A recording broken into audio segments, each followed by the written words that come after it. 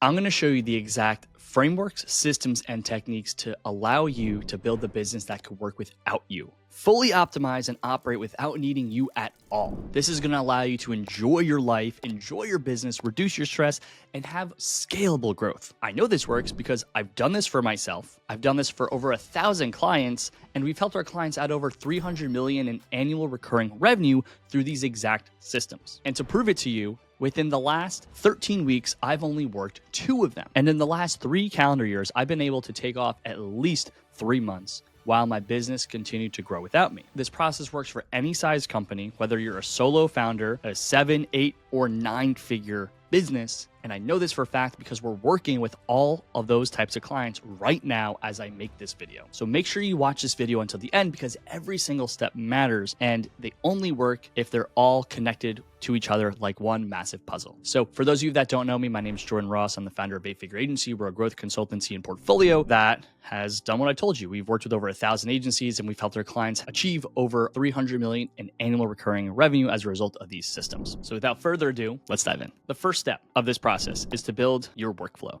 I saw recently from another operations content creator that you shouldn't be doing a workflow. I actually totally disagree. Process workflows come from warehouses and supply chain companies. Those are the best businesses in the world for operations because when you're working for an Amazon, working for like a car manufacturer, and you're processing millions of units of volume a day, you have to be optimized. So you want to map out your process like you're mapping out the first step in a warehouse all the way to the last step in a warehouse or production facility. It's the same concept here. So when we do this process workflow, it takes time. This is like a very loaded first step, which is why a lot of people don't do it. But what you want to do is the second someone closes and signs up for your service, or you could even start at the second someone books a call, or you could even start at the very top of your marketing funnel. You want to map out every single step, what each step is. You can see here, contract signed, right? Who does it? Don't tell me the name of the person, tell me the role of the person. What's the objective of the step? How long should it take? Who's notified when it's done? Type of notification, is this client facing or internal facing? Definition of done, when this is actually done. And there's a lot more that you could add to this if you want to build it more comprehensive. What's the software you're using? Do you want an SOP or training, recording, and document in this workflow? Is one step dependent on the other? Are there sub-steps of one step? When you map this out fully, what this is going to allow you to do is going to create the framework of your business. This is the equivalent of how an architect builds a blueprint of any building before they actually build it. And most businesses, think about it, you try to build something of significance, but you don't have a blueprint. How can you build something scalable if you don't have a solid foundation? This is where it all starts. As you're doing this, you're going to notice which roles do which function. And the simplest thing that I want you to do here is define KPIs, goals per each role. So you could just extrapolate once you have your full workflow built, and you want to build it for fully onboarding the first 90 days, keeping clients for a quarter, a year, 2 years, so on. And what I want you to do next is start to define the expectations, roles, responsibilities, and goals per role.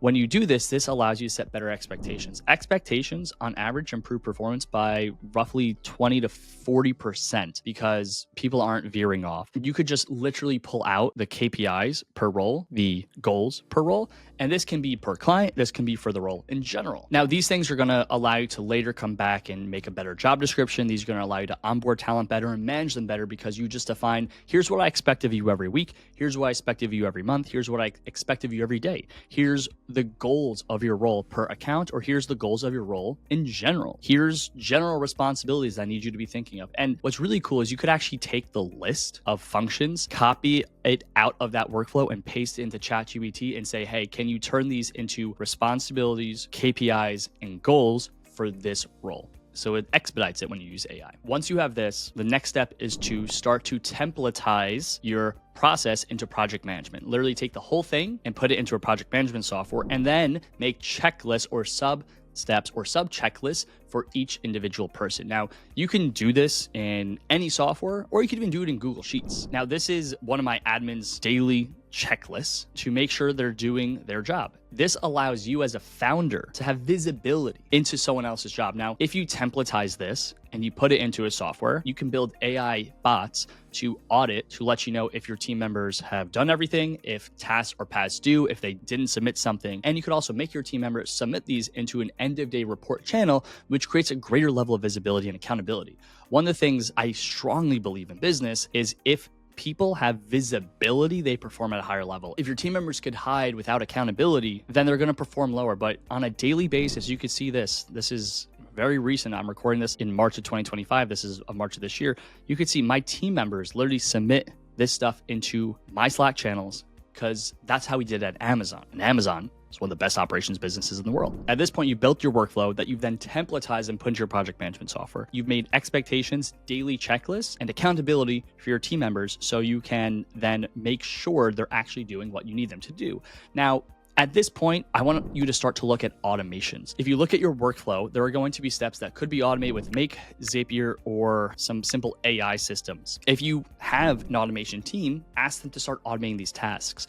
One of the simplest things you could do is the second someone pays or the second someone clicks closed one in your CRM, I want that to automate your onboarding process. I want that to send onboarding forms. I want that to send your client portal to your clients or your onboarding portal. I want that to start to assign team members and then start to automatically templatize these things in project management. So the next step would start to go through this in your project management software with an automation expert and ask them to put as much into Zapier, put as much into Maker, and put as much into AI systems that are simple as possible. And if you need help with this, we do this as well. You can always go to os.eightfigureagency.co and we can look through your process workflow for you and say, these are the things you can automate. These are the things that you want to do manually still. Now, at this point, we want to create greater visibility. And just to show you kind of where we're at in this process, we have my entire process workflow and how you automate your entire business. We're still in the top quadrant of building really good operations, which templatized workflow expectations, creating visibility, dashboards, and end-of-day reporting. So we're still just at the beginning. We got a lot to go. At this point, if this is starting to add value to you, make sure you like and subscribe where you can come back to this, see all my other videos where I'm going to help you automate and remove yourself completely from your business. When it comes to visibility, I want to show how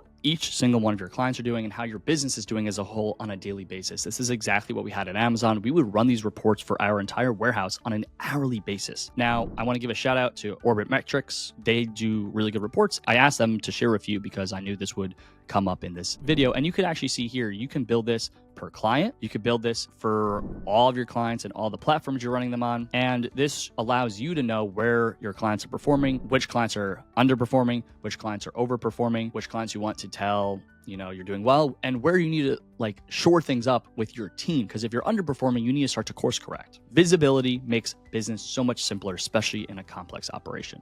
So if you don't know how to build dashboards like this, shout out to Orbit. They do a great job. Once you have your dashboards for your reporting, you're able to see how everyone's doing. We want to build some form of meeting cadence to make sure there's accountability to see if we're falling behind on some things to fix them. And some simple things we want to do when we get into an operations meeting is we want to go over high level intention of the meeting, icebreakers, and then we want to go straight into data. Now, this is what we did at Amazon. We do this 4 or 5 times a day. And the purpose of this is I don't want managers to come into these meetings to say to your team, hey, tell me what you did. Team members need to come prepared to tell you what they did.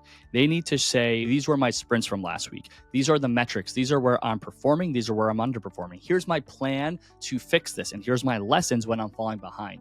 When team members come back to you and they're presenting to you, there's a higher level of accountability. And then because they've presented to you and they're assigning actions, you then follow back up on the next meeting. If you're working with hundreds of clients or dozens of clients, this could be done on a daily basis. This could be done once a week. This could be done 3 times a week. But this operations meeting is one of the integral components of holding accountability. Now, a lot of this could be done virtually where they submit these things if you don't actually want to hold a meeting. And you could have an automated form that's sent to them in Slack or sends them an email, and they have to send that daily. And then AI bot can audit that form and tell you if they think team members are cutting and cheating and not actually doing things, and if they didn't execute. So there are ways where you can avoid meetings altogether and still hold accountability. Now, at this point, we've built a lot of the foundation of your operation, and we need to start to gear up to build a scalable business that we could actually train people into. So we want to start building SOPs and trainings. Now, the difference between the two, SOPs tell people what to do, trainings teach people how to think. If we're going to source, hire, onboard, train talent, and manage them and develop them and make them better in this process, well, they need to come into a process that has these defined steps. What I'd recommend when it comes to SOPs and trainings is don't go out of your way to record them. You already have the list of everything you need to record.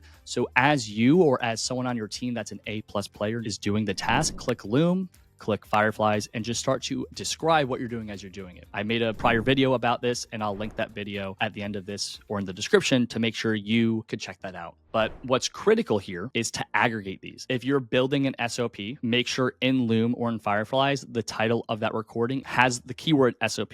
And if you're building a training, make sure it has the keyword training. What you can do to automate this process to make sure this goes into your content or training database is build a Zapier integration or a Make integration or an AI integration that reviews Fireflies or Loom every single day. It looks for the keywords of SOP or training.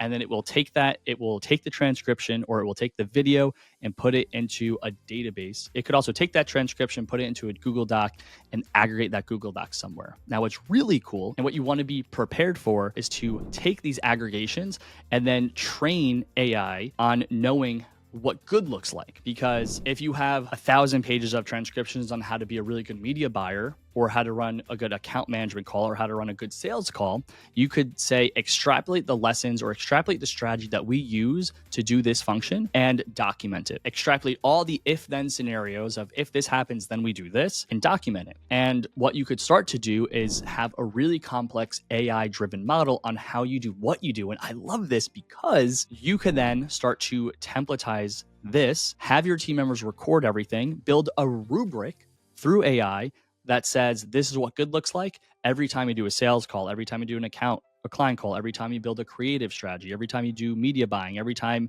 you do anything, you're going to have it documented, recorded. It's going to be automatically through a Zapier integration sent to an AI bot that's going to audit you, grade you, and give you feedback on how you can improve. And this is the crazy thing about what AI is doing.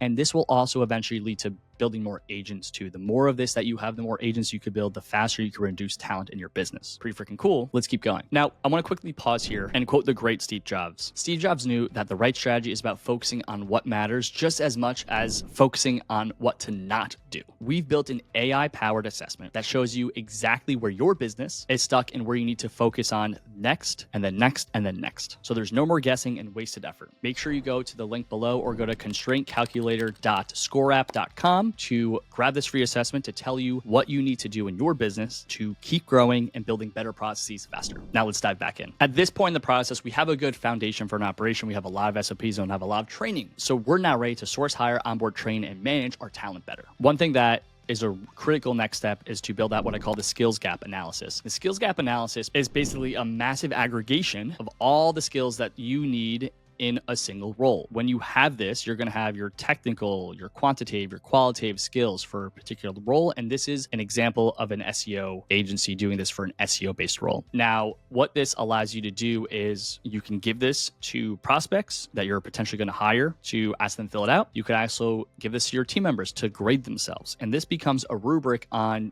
knowing when you're interviewing someone, what skills they have. When you're hiring someone and onboarding someone, what skills they have. When you're managing someone, what skills they have. And this allows you to build a step-by-step process to develop skills. Once again, you could also plug this in with AI and ask someone to fill out an assessment that's very comprehensive. You could pay your prospects that are seeming to be qualified leads to hire to do massive assessments. And you could train an AI bot or an AI agent on all the skills this person needs and correlate specific questions to this rubric. So that way, when this is all done, your AI bot will spit out a grade through this rubric. And now you could actually build a training plan through AI using this rubric. And what the AI can do with management is AI can send the management team a specific plan to develop your talent over the next 3, 6, 12 months. It's really freaking cool. It's really cutting edge for what we're talking about today. Once this is built, this will make it a little bit easier to start building your job description. Job description is going to allow you to post a job and attract the right roles. Make sure you have position, title, location, department, the about of your business, your job summary, key responsibilities, project coordination, strategic planning, monitoring, reporting, sales. There's a lot in here. So I'm just going to scroll through to allow you to see this. What's critical here is when you're onboarding someone, you want to make sure that you put them through an assessment. You don't want to just take 1,000 applicants and then say, here's the ones that I like. You need to build an actual test that is based on your content. And once again, you could go to AI. If you've been recording all of your content, say, hey, based on all my content, I want you to build an assessment that allows me to qualify and disqualify talent based on the things that we actually need them to do. Can you build that for me? So the better your data and content database is. You can actually build these assessments. You're going to put that assessment link in your job description, because the people that are just fat fingering and they're spamming you, they're not going to see it. So that's automatically going to disqualify them. So when you do that, you're now going to have a really good list of people that are qualified or not qualified to actually be able to get to the interview. And when you get to the interview, I want you to build a questionnaire of 10 to 20 questions based on company values. So at this step, if you don't have company values, you want to build company values. And company values are the unique fabric and DNA of your company. At my company, we have 7 unique values that when we combine them all, it allows us to identify people that fit our culture. And just for definition purposes, culture is what your people say and do when you're not there. So you want to attract the right people that are going to do the right thing when you're not there. We're going to ask questions based on a technical level and based on a cultural level. The technical skills through the assessment allow us to know if someone could actually do the job. The interview questions, we want to avoid bias because it's so easy to unconsciously want to hire people that are like us. So we want to create a rubric that we have questions that are specifically teasing out and using values that allow us to know they fit with us. So some examples of values that we have in my company: be great, deliver results, build friendships, not relationships, ecologically serve, be a kindness warrior, but don't be a pushover, change the world, abundance. And when we interview, we ask future-based questions. I don't want to know questions about tell me about a time when, because you could lie. I want to say, here's a scenario, how would you respond? And every single question should be graded on a 0, 1, or 2 basis. If you're asking 10 questions based on all the values that you have or all the technical things you want to ask, I would say a passing score for someone to be qualified to get hired is an 18 or more. So they could answer one question with a 0 and everything else is a 2, or they can answer everything with a 2 and 2 1s. And proportionalize this grading rubric to make sure that they're hireable or not. So if you add more questions, it's just kind of correlated based on the parameters I just gave you. So an example of this on a very technical level is it's a Friday afternoon. You have to leave to go to a birthday for a family member and you have to leave at 3 p.m. You've already told your team and your clients you're leaving early, but at 2:30 p.m. a client reaches out to you and says, hey, my Google Ads account is down and we have a really big weekend coming up with, a special promotion. What do? If they answer that well, that tells you if they're going to be great, if they're going to deliver results, if they're going to ecologically serve, right? It teases out specific values. So it's a great process. Now, from here, you've identified how to hire people. So next, what's up is you need to templatize your team member onboarding. When I onboard talent, I want them to consume 40 to 80 hours of content. I want them to deeply understand the role and the organization. So one of the things I want you to start to build is a handbook. This is an example of the handbook that we built at 8 Figure OS. It's going to have a lot of your company values. It's going to have everything about working at your business, time off policies, AI policies, right? Like everything you want them to know. I want them to be able to go through this and make it easy for them to follow this so they could onboard easily into your company. Now, we've done so much. The final step is to build the management process. And for management, the purpose of management is 3 things. I want your management to be there to make sure you execute your operations plan. They audit your talent and develop them and retain them. Those are the 3 things. Now, super simply, if you just want a bare bones management system, which I want to recommend you avoid doing, there should be a plan for every single client and what the specific goals you want to hit per client. We have the operations meeting and the data dashboards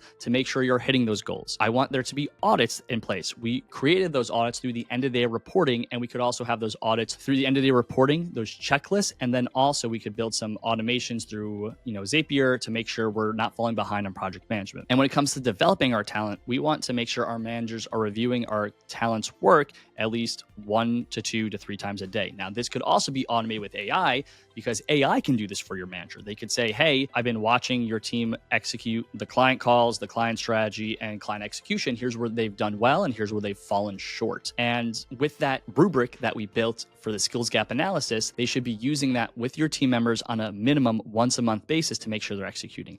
The only final thing for talent retention is just making sure your managers care. Now, when it comes to retaining talent, your talent wants to make sure they're being paid well, they're cared for, they have a place to grow, and they're inspired by your company vision. Your managers need to meet with your talent once a month to make sure they're developing them, they're checking in on their personal life, and they're checking in on their financial goals. Your managers should become the number one cheerleader for your talent. And if they do that one thing where they help them accomplish their personal goals, they help them accomplish their professional goals, and they help them accomplish their financial goals, your people won't leave.